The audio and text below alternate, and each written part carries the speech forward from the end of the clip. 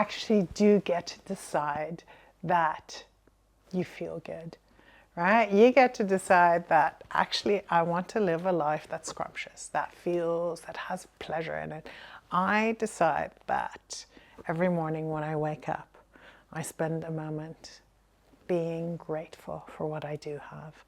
So usually in the morning, it's the good night's sleep, my pillows, my bed.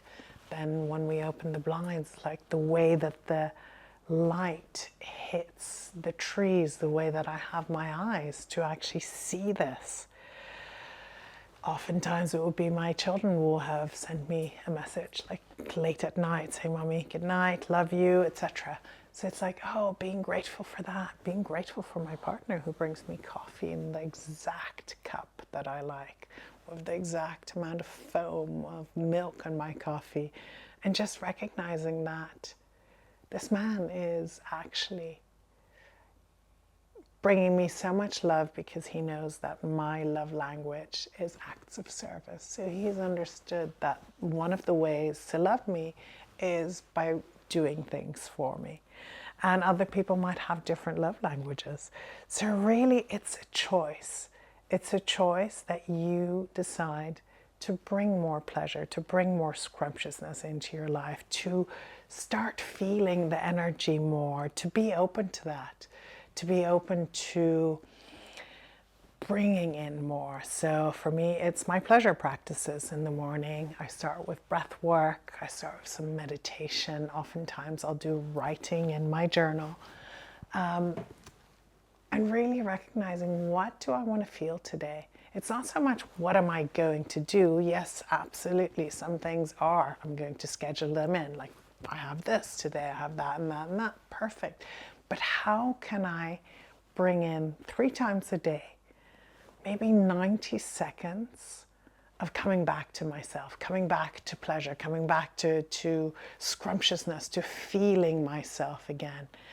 And the easiest thing is to actually put in 3 times. I do 3 minutes. Some people might want to only put in 90 seconds. Schedule that into your calendar. Put it in. Take a breath. Come back to your body. Notice, where does that breath land? What does it feel like? Is it expansive? Is it tight? Is it constrictive? And then really start recognizing, how can I stay with the breath? How can I stay with all those emotions that are coming up, those body sensations? Be with that a little bit more. Notice if there are any other thoughts that come up, if the body sensations have just changed a little bit, if the breath had elongated, if it's become tighter, what's happened to your heartbeat, and just become aware. Because the more that we can actually listen to our body, what our body is saying to us, and sometimes it's like, oh, where can I just spend 2 more minutes stretching my hips, doing some movements from left to right, cross body. Whew, okay, where does that feel good?